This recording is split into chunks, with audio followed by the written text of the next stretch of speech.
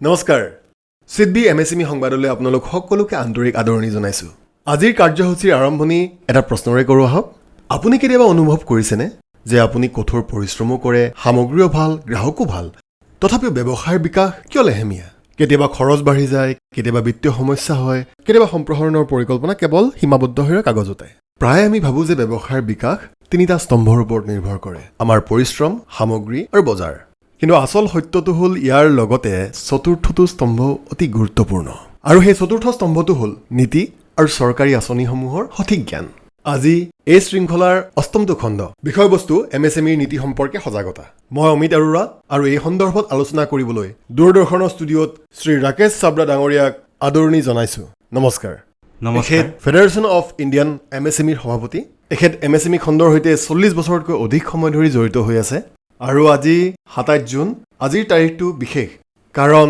আজি হল আন্তঃৰাষ্ট্ৰীয় এমএসএমই দিৱস আপোনাক অভিনন্দন জনাইছো বহুত ধন্যবাদ অমিত ডাঙৰীয়া আৰু যিসকল দৰ্শক ভাতৃয়ে এই অনুষ্ঠান চাই আছে তেওঁলোককো এমএসএমই দিৱসৰ বহুত বহুত শুভেচ্ছা ৰাকেশ ডাঙৰীয়া মোৰ প্ৰথম প্ৰশ্নটোৱে হ'ল যে এমএসএমই সমূহৰ বাবে নীতি আৰু চৰকাৰী আঁচনিসমূহ বুজি পোৱাটো ইমান কিয় জৰুৰী চাওক আমি যদি এমএসএমই সমূহক বিকাশৰ ইঞ্জিন বুলি গণ্য কৰোঁ তেন্তে আপুনি ধৰি লওক যে নীতিসমূহ ইয়াৰ বাবে ইন্ধন গতিকে ইয়াত বহু সময়ত আমি এইটো ভাবি ৰৈ যাওঁ যে ইয়াত কেৱল ৰেহাই আছে এবাৰ ল'লোঁ তাৰপিছত আৰু একো নাই কিন্তু মই আপোনাক ক'ব বিচাৰোঁ যে এই ক্ষেত্ৰত প্ৰতিটো বস্তুৰ বাবে আঁচনি আছে আপুনি পৰিকল্পনা কৰিলে যে আপুনি এটা কাৰখানা স্থাপন কৰিব তাৰ কাৰণে মূলধন লাগে তাৰ বাবে আঁচনি আছে আপুনি মেচিনেৰী লোৱাৰ কথা ভাবিলে তাৰ বাবে স্কিম আছে আপুনি ক'লে ডিজিটেলাইজেশ্যন কৰিব লাগে তাৰ বাবে স্কিম আছে আপুনি ক'লে ৰপ্তানি কৰিব লাগে গুণগত মানদণ্ডৰ দিশত যাব লাগে তাৰ বাবেও স্কিম আছে প্ৰতিটো বিভাগৰ বাবে আমাৰ হাতত আঁচনি আছে আৰু আপুনি মোৰ এই কথাষাৰ মানি লওক যে যি এমএসএমইয়ে এই আঁচনিসমূহ ভালদৰে বুজি লয় বা গ্ৰহণ কৰে তেন্তে আপুনি নিশ্চিত থাকক যে সেই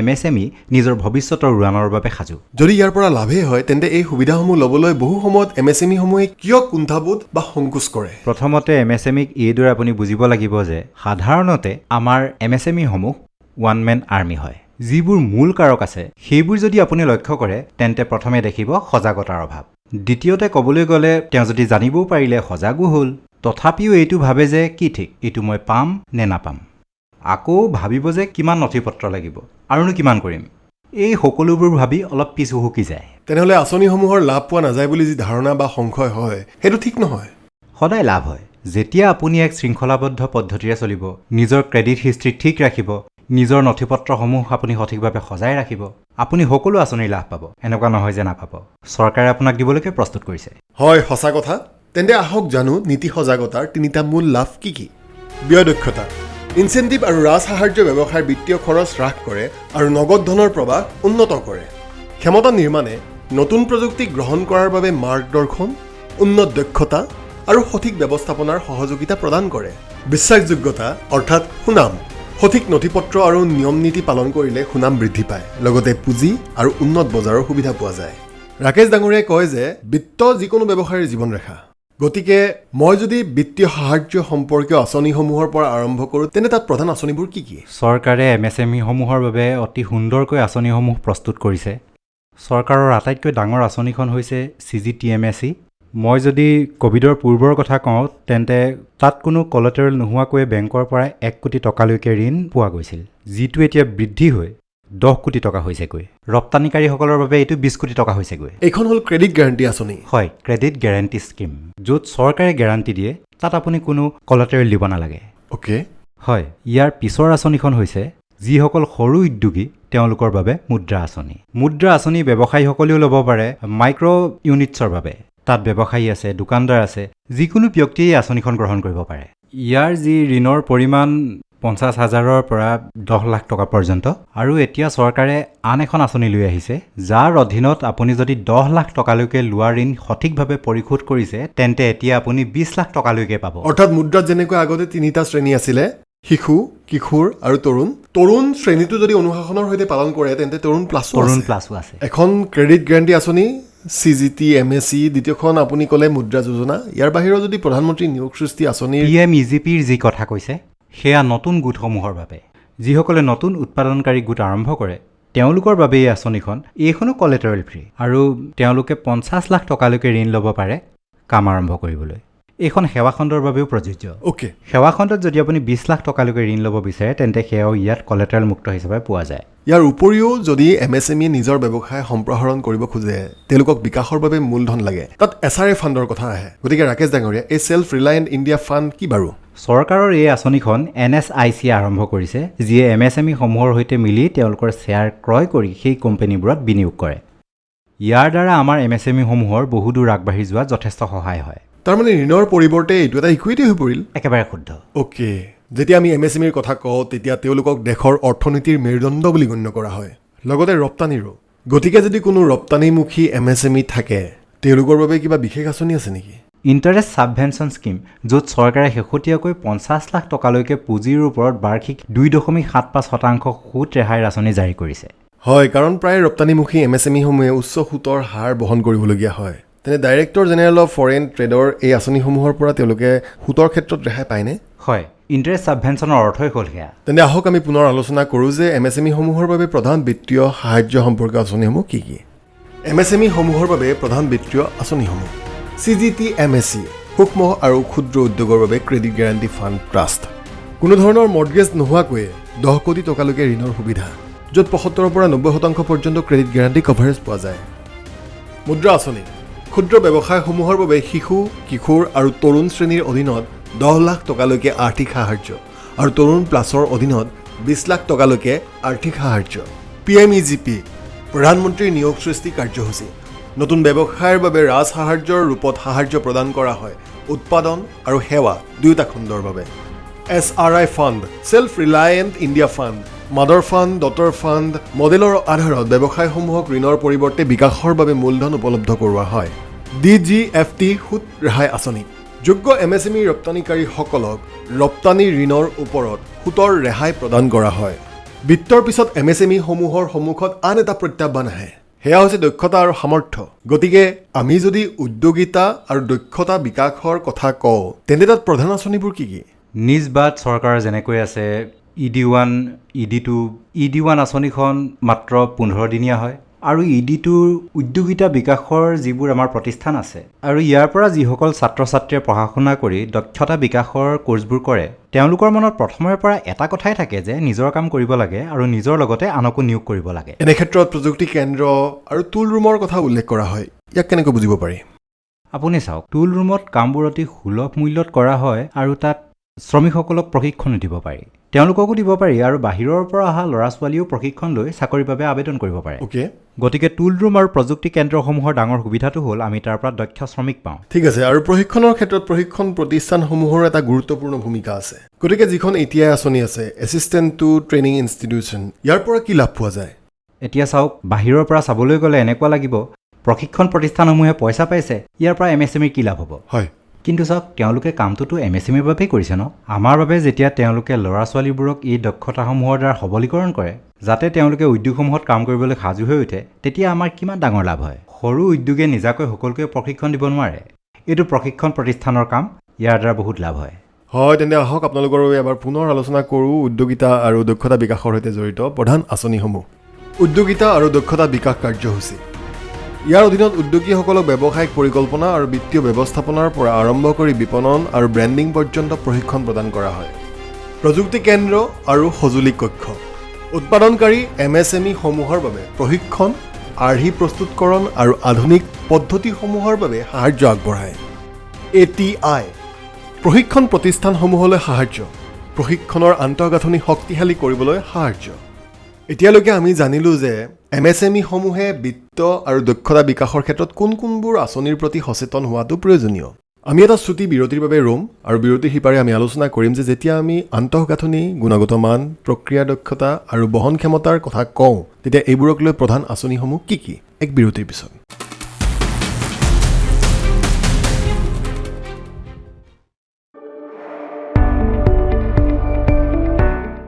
SIDBI must lead. Credit must be designed around the business cycle of the enterprise. For agri-processing MSMEs, say in Nashik, Satara, Sangli, Vidarbha, repayments can be linked to harvest cycles.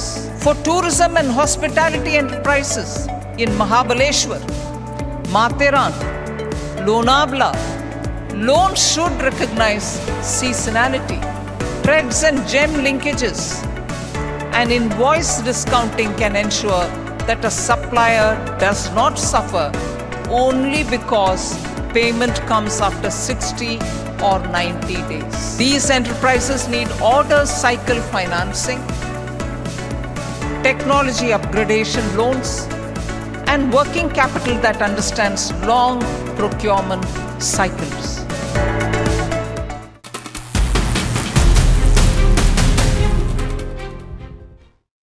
আপোনালোকে চাই আছে সিডবি MSME সংবাদ আজিৰ অনুষ্ঠানত আমি আপোনালোকক MSMEৰ সৈতে জড়িত নীতি আৰু চৰকাৰী আঁচনিসমূহৰ প্ৰতি সচেতন কৰি তুলিম আমাৰ লগত আছে ফেডাৰেশ্যন অফ ইণ্ডিয়া MSMEৰ সভাপতি ৰাকেশ চাবৰা ডাঙৰীয়া ৰাকেশ ডাঙৰীয়া আপোনাক পুনৰ এবাৰ স্বাগতম জনাইছোঁ আমি যদি আন্তঃগাঁথনিৰ কথা কওঁ তেন্তে প্ৰায় ক্লাষ্টাৰৰ কথাহে আহে গতিকে এই MSC CDP আঁচনিখন কি বাৰু ইয়াত 20ৰ পৰা 30 জনকৈ উদ্যোগী যিসকলে একেধৰণৰ মেচিন ব্যৱহাৰ কৰে তেওঁলোক একলগ হৈ এটা ক্লাষ্টাৰ বনাব পাৰে আৰু সেই ক্লাষ্টাৰটো ৰেজিষ্টাৰ কৰা হয় তাৰ প্ৰজেক্ট ৰিপৰ্ট প্ৰস্তুত কৰা হয় আৰু ভাৰত চৰকাৰক দাখিল কৰা হয় অৰ্থাৎ এই 25ৰ পৰা 30টা MSME একেটা খণ্ডৰে হ'ব লাগিব যেনে টেক্সটাইল গাৰ্মেণ্ট ফাৰ্মা একেটা খণ্ডৰে হ'ব লাগিব হয় আপুনি ক'ব পাৰে যে একেটাৰে হ'ব লাগে কাৰণ তাত মেচিনসমূহ একেই লাগিব য'ত সকলোৱে তাৰ উমৈহতীয়া ব্যৱহাৰ কৰিব পাৰে কেতিয়াবা এনেকুৱাও হয় যে অটোমেটিভ আৰু ইঞ্জিনিয়াৰিং খণ্ড মিলিও ক্লাষ্টাৰ বনাব পাৰে ওকে য'ত মেচিনসমূহ প্ৰায় একে ধৰণৰ হয় গতিকে এলাইট ছেক্টৰ হ'ব লাগে এলাইট ছেক্টৰ হ'ব লাগে একেবাৰে ঠিক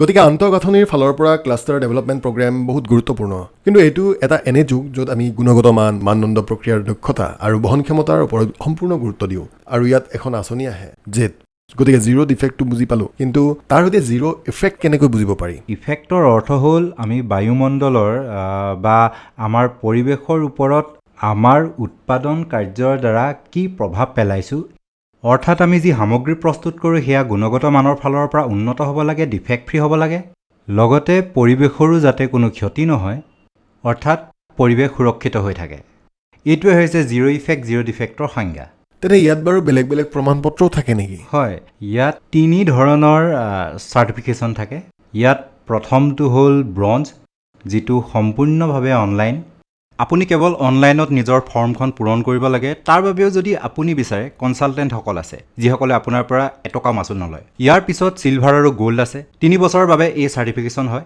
1.5 বছৰৰ পিছত মাজতে অডিট হয় তাৰপিছত আপুনি সম্পূৰ্ণ 3 বছৰ চলাব পাৰে আৰু ইয়াৰ ভিতৰত চৰকাৰৰ যিমান মাচুল আছে আটাইবোৰৰ ওপৰত ছাবচিডি পোৱা যায় যিটো ব্ৰঞ্জ সেয়াটো সম্পূৰ্ণ বিনামূলীয়া কিন্তু চিলভাৰ আৰু গোল্ডৰ ক্ষেত্ৰতো চৰকাৰে 90% পৰ্যন্ত ৰাজসাহাৰ্য আগবঢ়ায় আৰু আপুনি বেংকৰ পৰাও ইয়াৰ ওপৰত ৰেহাই লাভ কৰিব যেনে জেড গোল্ড হ'লে আপুনি 0.25%ৰ পৰা 0.5% পৰ্যন্ত আপোনাৰ যি ঋণ চলি আছে তাৰ ওপৰত আপুনি যেনেকৈ এই প্ৰমাণপত্ৰ দাখিল কৰিব পিছৰ মাহৰ পৰাই আপোনাৰ সুদ সিমান কম হৈ যাব তাৰমানে এইটো কেৱল এককালীন লাভ নহয় ধৰি লওক জেড চাৰ্টিফিকেটখন পালে তেন্তে দীৰ্ঘকালীন লাভ পোৱা যাব এইটো একেবাৰে পাই থাকিব যেতিয়ালৈকে আপুনি জেড প্ৰমাণিত হৈ থাকিব আপুনি পাব আৰু চৰকাৰৰ এনে কিছুমান আঁচনিও আছে য'ত জেড অবিহনে আপোনাৰ যোগ্যতা নাই বা জেড থকাৰ বাবে তাৰ পৰিমাণ বৃদ্ধি পায় একেবাৰে ঠিক আৰু কাম-কাজসমূহ উৎপাদনশীল কৰিবলৈ প্ৰক্ৰিয়াৰ দক্ষতা বহুত প্ৰয়োজনীয় এনে ক্ষেত্ৰত MSMEসমূহ কেনেকৈ প্ৰতিযোগিতামূলক হ'ব পাৰে বা লিন আঁচনিখন কিনো বাৰু উদ্যোগসমূহৰ ভিতৰত যদি মানুহ বেছি আছে তেওঁলোকক কেনেকৈ সঠিক কামত লগাব পাৰি কেনেকৈ লিন কৰিব পাৰি আমাৰ ষ্টক যদি বেছি আছে তাক কেনেকৈ লিন কৰি কমতকৈ কম ষ্টকত কাম কৰিব পৰা যায় কাৰ্য প্ৰক্ৰিয়াসমূহ কেনেকৈ লিন কৰিব পৰা যায় যেতিয়া আপুনি এই আটাইবোৰ কথাতে লিন প্ৰয়োগ কৰিব তেতিয়া আপুনি গম পাব যে আপোনাৰ ফেক্টৰীৰ ভিতৰত কিমান খৰচ লুকাই আছিল যিবোৰ অপচয় হৈ আছিল আজি সেই আটাইবোৰ আপোনাৰ সন্মুখলৈ আহে, গতিকে এইদৰে আপুনি বহুত কম্পিটিটিভ হৈ পৰে। আৰু 6ৰ পৰা 10জন সদস্যই একলগ হৈ যদি আবেদন কৰে, তেওঁলোকেও এটা ক্লাষ্টাৰ বনায়, তেন্তে সেই পুঁজিৰ 90% কেন্দ্ৰীয় চৰকাৰে বহন কৰে। যিহেতু এতিয়া উদ্ভাৱনৰ যুগ, তেন্তে উদ্ভাৱনৰ সৈতে জড়িত কিবা আঁচনি আছেনে? উদ্ভাৱনৰ ক্ষেত্ৰতো চৰকাৰে সকলো ধৰণৰ আঁচনি ৰাখিছে। আপুনি ডিজাইন বনাইছে, আপুনি ইনকিউবেশ্যন কৰিছে। যেতিয়া আপুনি এইবোৰ কৰে, তাৰপিছত আপুনি ট্ৰেডমাৰ্ক পঞ্জীয়ন কৰিব লাগে, পেটেণ্ট কৰিব লাগে, কপিৰাইট কৰিব লাগে। প্ৰতিটো বস্তুৰ বাবে চৰকাৰৰ আঁচনি আছে, আনকি পেটেণ্টৰ বাবেতো 90% ছাবচিডি আছে। অৰ্থাৎ IPRৰ ওপৰতো ছাবচিডি মানে ৰাজ সাহায্য আৰু ৰেহাই পোৱা যায়। IPRত ট্ৰেডমাৰ্ক, পেটেণ্ট, কপিৰাইট এই আটাইবোৰ বস্তুৱেই আহে। অ'কে, আৰু বজাৰলৈ সামগ্ৰী লৈ যোৱাটো অতি প্ৰয়োজনীয়। গতিকে আমি যদি শেষত বজাৰৰ সুবিধা লাভৰ কথা কওঁ, তাত প্ৰধান আঁচনিবোৰ কি ৰাকেশ ডাঙৰীয়া? IC আঁচনি আছে ভাৰত চৰকাৰৰ MSME মন্ত্ৰালয়ৰ অধীনত। আপুনি তাত আবেদন কৰিব পাৰে। আপুনি যেতিয়া আবেদন কৰিব, তাৰ অনুমোদন আগতে আহে। বিশ্বৰ 700-800খন প্ৰদৰ্শনী তাত তালিকাভুক্ত হৈ আছে, যিবোৰ MSME পৰ্টেলতে পাব। আৰু এই আটাইবোৰ আঁচনিৰ এটা বিশেষ কথা হ'ল যে এই সকলোবোৰ চৰকাৰৰ পৰ্টেলত আছে। আপুনি পোনে পোনে তালৈ গৈ আবেদন কৰিব পাৰে, নিজে নিজে সেয়া মঞ্জুৰ হৈ যাব। আৰু মঞ্জুৰ হোৱাৰ পিছত আপুনি যেতিয়া যায় আৰু ঘূৰি আহে, আপুনি সকলো নথিপত্ৰ সঠিকভাৱে জমা দিলে সেই আটাইবোৰ ৰাজসাহায্য আপুনি লাভ কৰিব। এখন আন্তঃৰাষ্ট্ৰীয় সহযোগিতা, আন্তঃৰাষ্ট্ৰীয় সহযোগিতা আঁচনি। গতিকে আপুনি ষ্টলৰ বাবে 4.5 লাখ টকালৈকে, এজন ব্যক্তিৰ অহা যোৱা টিকেটৰ বাবে 1.5 লাখ টকা আৰু সামগ্ৰী পঠিয়াবলৈ 50,000 টকা লাভ কৰিব পাৰে। তেন্তে আহক পুনৰ চকু ফুৰাও গুণগত মান আৰু আন্তঃগাঁথনিৰ সৈতে জড়িত আঁচনিসমূহৰ বিষয়ে। MSC CDP সূক্ষ্ম আৰু ক্ষুদ্ৰ উদ্যোগ ক্লাষ্টাৰ উন্নয়নৰ কাৰ্যসূচী। সংগঠিত ঔদ্যোগিক ক্লাষ্টাৰত উমৈহতীয়া সুবিধা কেন্দ্ৰ আৰু উন্নত আন্তঃগাঁথনিৰ বাবে ব্যয় অংশীদাৰিত্বৰ আধাৰত সাহায্য প্ৰদান কৰা হয়। জিৰ' ডিফেক্ট আৰু জিৰ' ইফেক্ট দৃষ্টিভংগীক উদগনি দিবলৈ প্ৰমাণপত্ৰ ব্যয়ৰ ওপৰত ৰাজ সাহায্য, লগতে মহিলা, অনুসূচিত জাতি আৰু অনুসূচিত জনজাতিৰ MSME সমূহৰ বাবে অতিৰিক্ত উদগনিমূলক ধনৰ ব্যৱস্থা আছে। আৱৰ্জনা বা অপচয় হ্ৰাস আৰু উৎপাদনশীলতা বৃদ্ধিৰ বাবে 90% পৰ্যন্ত ৰাজ সাহায্য, যিয়ে উৎপাদনৰ খৰচ কমাবলৈ আৰু প্ৰতিযোগিতামূলক ক্ষমতা উন্নত কৰাত সহায় কৰে।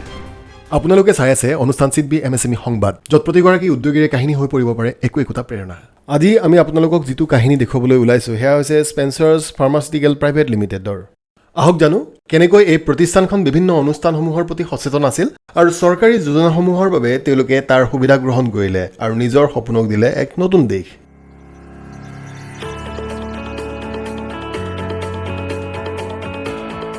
সমগ্ৰ বিশ্বতে হেল্থ কেয়াৰ খণ্ডটো কেৱল এটা উদ্যোগ নহয়, বৰঞ্চ কোটি কোটি মানুহৰ জীৱনৰ সৈতে সাঙুৰ খাই থকা এক গুৰুত্বপূৰ্ণ দায়িত্ব। এই দায়িত্বকে নিজৰ উদ্দেশ্য হিচাপে লৈ 2018 চনত গুজৰাটৰ মেহছানাত স্থাপিত হৈছিল স্পেন্সাৰ্ছ ফাৰ্মাচিউটিকেল প্ৰাইভেট লিমিটেড। প্ৰথম প্ৰজন্মৰ উদ্যোগী ডক্টৰ তন্ময় পেটেল আৰু শ্ৰী নীলেশ পেটেলে নিজৰ ফাৰ্মা পটভূমি আৰু কাৰিকৰী দক্ষতাৰ আধাৰত এই প্ৰতিষ্ঠানখন আৰম্ভ কৰিছিল।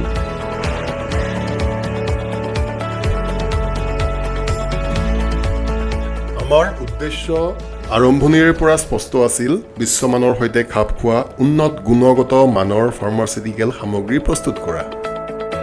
ফাৰ্মাচিউটিকেল উৎপাদনত কেৱল যন্ত্ৰপাতি স্থাপন কৰাটোৱেই যথেষ্ট নহয়, বৰঞ্চ strict regulatory approvals, WHO GMP compliance, দক্ষ মানৱ সম্পদ আৰু উচ্চ গুণসম্পন্ন উন্নত আন্তঃগাঁথনিৰো প্ৰয়োজন হয়।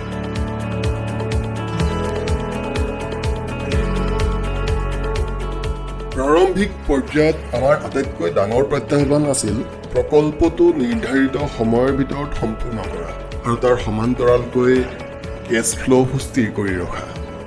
ফাৰ্মা খণ্ডটো এনে এটা ক্ষেত্ৰ য'ত নিয়ন্ত্ৰণমূলক অনুমোদনৰ প্ৰক্ৰিয়াই যথেষ্ট সময় লয় আৰু বিনিয়োগৰ বিপৰীতে লগে লগে কোনো ৰিটাৰ্ণ পোৱা নাযায়। আনহাতে একোটা নতুন উন্নয়নমূলক বিনিয়োগ আৰু পৰিচালনাৰ খৰচ নিৰন্তৰভাৱে চলি থাকে। স্পেন্সাৰ্ছ ফাৰ্মাচিউটিকেলছৰ বিকাশৰ যাত্ৰাত এক গুৰুত্বপূৰ্ণ ক্ষণ তেতিয়া আহি পৰিল, যেতিয়া কোম্পানীটোৱে বিভিন্ন চৰকাৰী আঁচনি আৰু বিত্তীয় সঁজুলিসমূহৰ কৌশলগত ব্যৱহাৰ কৰিলে। এই আঁচনিসমূহৰ জৰিয়তে কোম্পানীটোৱে কেৱল বিত্তীয় সহায় লাভেই নহয়, বৰঞ্চ এক সুশৃংখলিত বিকাশৰ পথো বিচাৰি পালে। এই যোজনাসমূহৰ মাধ্যমেৰে কোম্পানীটোৱে লাভ কৰিলে দীৰ্ঘকালীন বিত্তীয় সাহায্য, কাৰ্যবাহী মূলধনৰ সুস্থিৰতা আৰু কাৰ্যক্ষম ধাৰাবাহিকতা, যাৰ ফলত প্ৰকল্পসমূহ নিৰ্ধাৰিত সময়ত আৰু দক্ষতাসম্পন্নভাৱে ৰূপায়ণ কৰাটো সম্ভৱ হৈ উঠিল। স্পেন্সাৰ্ছ ফাৰ্মাচিউটিকেলছে চৰকাৰৰ বিভিন্ন ৰাজসাহাৰ্য যেনে সুত ৰেহাই, ERP ৰাজসাহাৰ্য আৰু বিদ্যুৎ মাচুল ৰেহাইৰো সম্পূৰ্ণ লাভ উঠালে। এই ৰাজসাহাৰ্যসমূহৰ ফলত মূলধনী খৰচ হ্ৰাস পালে, প্ৰযুক্তিৰ উন্নীতকৰণত উদগনি মিলিল আৰু ব্যৱসায়িক পৰিচালনাৰ খৰচসমূহো বহুখিনি কমি গ'ল। আজি স্পেন্সাৰ্ছ ফাৰ্মাচিউটিকেলছ প্ৰাইভেট লিমিটেডে WHO GMP অনুমোদনৰ সৈতে দেশ বিদেশৰ বহু প্ৰতিষ্ঠিত কোম্পানীৰ সৈতে সফলতাৰে কাম কৰি ঘৰুৱা আৰু আন্তঃৰাষ্ট্ৰীয় বজাৰত নিজৰ এক বিশেষ পৰিচয় গঢ়ি তুলিবলৈ সক্ষম হৈছে। চৰকাৰী নীতি আৰু ৰাজসাহাৰ্য আঁচনিৰ ফলপ্ৰসূ সংমিশ্ৰণে আমাক এক শক্তিশালী বিত্তীয় পৰিৱেশ প্ৰদান কৰিলে, যিয়ে আমাৰ বহনক্ষম বিকাশৰ যাত্ৰাক এক নতুন দিশ আৰু গতি দিলে। মই আমাৰ দৰে প্ৰথম প্ৰজন্মৰ উদ্যোগী আৰু MSME সমূহক এইটোৱেই ক'ব বিচাৰোঁ যে চৰকাৰ আৰু বিত্তীয় প্ৰতিষ্ঠানসমূহৰ দ্বাৰা উপলব্ধ আঁচনিসমূহ সঠিকভাৱে অধ্যয়ন কৰক, সেইবোৰ বুজি লওক আৰু তাৰ সম্পূৰ্ণ লাভ উঠাওক। স্পেন্সাৰ্ছ ফাৰ্মাচিউটিকেলছৰ সফলতা এই কথাৰ প্ৰমাণ যে যেতিয়া উদ্ভাৱন আৰু উদ্যোগী দৃষ্টিভংগীয়ে নীতিগত সজাগতা, চৰকাৰী আঁচনি আৰু বিত্তীয় সাহাৰ্যৰ সংগ লাভ কৰে, তেতিয়া একোটা ধাৰণা এক বিশ্বাসযোগ্য আৰু নিৰ্ভৰযোগ্য প্ৰতিষ্ঠানলৈ ৰূপান্তৰিত হয়। ৰাকেশ ডাঙৰীয়া, এইমাত্ৰ কাহিনীটো দেখিলোঁ, আপোনাৰ মনোভাৱ? মই এইটোৱে বিচাৰিম যে আমাৰ MSMEৰ বাকী যিসকল ভাতৃ আছে তেওঁলোকেও এই কাহিনীটোৰ পৰা প্ৰেৰণা লওক, কেনেকৈ তেওঁলোকে বিভিন্ন আঁচনিসমূহ গ্ৰহণ কৰি আগবাঢ়ি গৈছে। MSMEৰ সকলো উদ্যোগপতিয়ে যেন এইদৰে আগবাঢ়ি যায়। একেবাৰে সঠিক। এই সফলতাই আমাক অনুপ্ৰাণিত কৰে যে আমি নীতিসমূহৰ প্ৰতি সচেতন হোৱাটো প্ৰয়োজনীয়। আৰু যেনেকৈ ৰাকেশ ডাঙৰীয়াই ক'লে, যদি MSME-সমূহে আঁচনিবোৰৰ বিষয়ে জানিব পাৰে তেন্তে এই যোজনাবোৰ আপোনালোকৰ বাবে এক সহায়ক ব্যৱস্থা, বিপদাংশ ভগাই লোৱাৰ মাধ্যম আৰু লগতে বিকাশৰ গতি বঢ়োৱাৰ ক্ষেত্ৰতো সহায়ক হৈ পৰিব। যেতিয়া ইমানবোৰ আঁচনি থাকে তেতিয়া বিভ্ৰান্তি বা খেলিমেলি হোৱাটো স্বাভাৱিক যে আচলতে যিকোনো এটা ব্যৱসায়ে কেনেকৈ জানিব যে তাৰ ব্যৱসায়ৰ বাবে প্ৰাসংগিক বা উপযুক্ত আঁচনিবোৰ কি কি। এই বিষয়ে আমি আলোচনা কৰিম এটা বিৰতিৰ পিছত।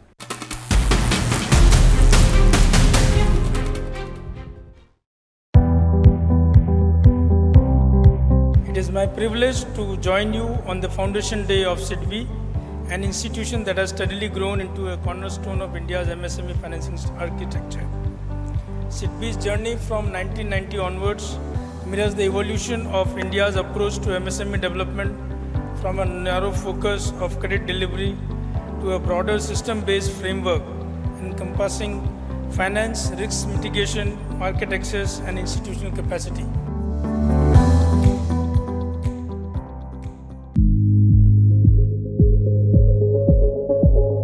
SIDBI now has started to plan for a scale right from the beginning in the design stage itself. Programs like MSME Samvad, which are on Doordarshan, it's a fortnightly show on Doordarshan, have been designed to take entrepreneurship and SIDBI to the masses in a cost-effective manner. Similarly, a program for the development of industry associations has been started to replicate the success of FPOs in the MSME sector.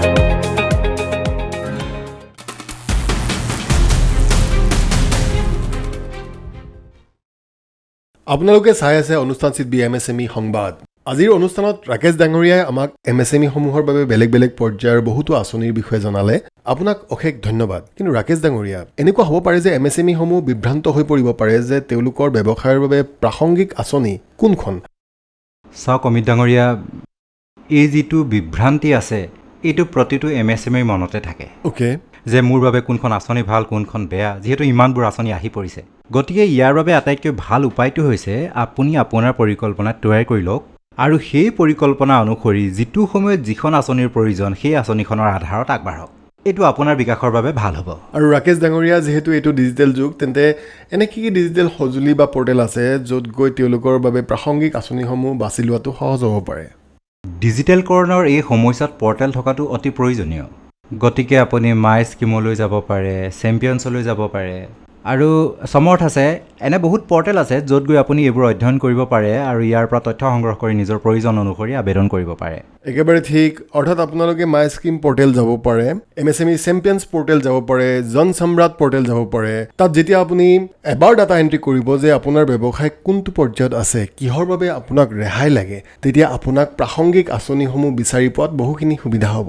তাৰপিছত আৰু অনুমানৰ কোনো কথা নাথাকে একেবাৰে শুদ্ধ হয় কিন্তু কিছুমান এনেকুৱা ধৰণৰ আছে যাৰ বিষয়ে মই বিচাৰিম ৰাকেশ ডাঙৰীয়া আপুনি জনাওক যে এইটো মিথ নে ৰিয়েলিটি এই ক্ৰমত প্ৰথমতে যিটো সাধাৰণ ধাৰণা MSME সমূহৰ মনলৈ আহে যে যদি মোৰ ঋণ বা ৰাজ সাহায্যৰ আবেদন এবাৰ অগ্ৰাহ্য হৈ গৈছে তেন্তে মই আৰু কেতিয়াও কোনো আঁচনি লাভ নকৰোঁ এইটো ধাৰণা মিথ নে ৰিয়েলিটি এইটো এটা ভ্ৰান্ত ধাৰণাহে কেতিয়াবা যদি কোনো আঁচনি পোৱা নগ'ল তেন্তে আপুনি পৰীক্ষা কৰি চাওক যে এইটো কিয় নহ'ল আৰু সেই বিষয়টো যদি আপোনাৰ অনুশাসনৰ অভাৱ আছে ফাইনেন্সিয়েল হিষ্ট্ৰী কিবা সমস্যা আছে যিটো কাৰণেই নহওক তাক আপুনি দূৰ কৰক আৰু তাৰপিছত পুনৰ আবেদন কৰক আৰু এটা ধাৰণা আপুনি ক'ব মিথ নে ৰিয়েলিটি বহুত উদ্যোগীৰ এনেকুৱা লাগে যে তেওঁলোকৰ যদি উৎপাদন গোট নাই বা তেওঁলোকৰ গধুৰ যন্ত্ৰপাতি নাই তেন্তে তেওঁলোকে ৰাজ সাহায্যৰ বাবে যোগ্য নহয় মিথ নে ৰিয়েলিটি এইটো এটা মিথ কাৰণ আজিৰ দিনত সেৱা খণ্ডটো ইমান বৃদ্ধি পাইছে আৰু সেৱা খণ্ডৰ বাবেও চৰকাৰৰ ইমানবোৰ আঁচনি আহি পৰিছে তেনে আহক এবাৰ চকু ফুৰাও প্ৰধান শিক্ষাসমূহৰ বিষয়ে MSME সমূহৰ বাবে প্ৰধান শিক্ষা নীতি আৰু চৰকাৰী আঁচনিসমূহে MSME সমূহক সহায় আৰু স্পষ্ট দিশ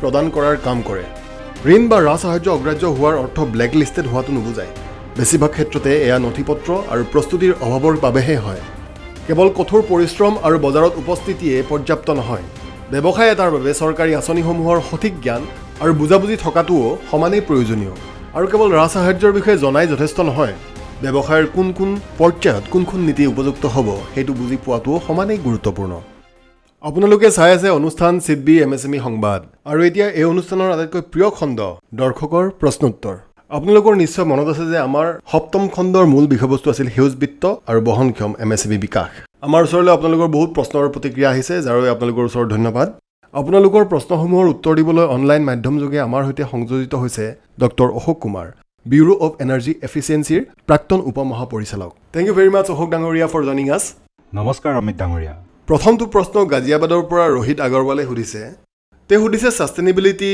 energy audit ESG net zero' green finance এইবোৰ ধাৰণা একেলগে প্ৰয়োজনীয় কিমান ইম্পৰ্টেণ্ট এইবোৰ কথা মই যদি সকলোবোৰ একেলগে কৰিব নোৱাৰোঁ তেন্তে প্ৰথম ব্যৱহাৰিক পদক্ষেপ কি হোৱা উচিত যাৰ জৰিয়তে মোৰ গ'লৰ ফালে সঠিক দিশত আগবাঢ়ি যাব পাৰোঁ ৰোহিত ডাঙৰীয়া আপুনি এই সকলোবোৰ কামৰ বাবে আটাইতকৈ প্ৰথমে আপোনাৰ উদ্যোগটোত কিদৰে শক্তিৰ ব্যৱহাৰ হৈছে তাৰ এটা মূল্যাংকন কৰক তাত কিমান সঞ্চয় কৰিব পৰা যায় ক'ত অপচয় হৈছে এইবোৰ পৰীক্ষা কৰক লগতে কোনবোৰ বস্তু আপুনি পুনৰ ব্যৱহাৰ বা ৰিচাইকেল কৰিব পাৰে এই ধৰণৰ সৰু সৰু পদক্ষেপসমূহ গ্ৰহণ কৰিলে আপুনি বহুতো লাভ পাব আৰু যেতিয়া আপুনি এই আটাইবোৰ কাম সম্পূৰ্ণ কৰিব তাৰ পিছতহে আপুনি পৰৱৰ্তী কাৰ্যকলাপসমূহ হাতত ল'ব পাৰে দ্বিতীয়টো প্ৰশ্ন হিমাচল প্ৰদেশৰ বডিৰ পৰা কবিতা মেহৰা ডাঙৰীয়ানীৰ তেওঁ এটা পেকেজিং MSME পৰিচালনা কৰে তেওঁ জনাইছে যে গ্ৰীণ টেকন'লজিৰ কথা শুনি বহুত উৎসাহ জাগে কিন্তু এই ইনভেষ্টমেণ্ট কিমান সময়ৰ ভিতৰত ৰিটাৰ্ণ দিয়ে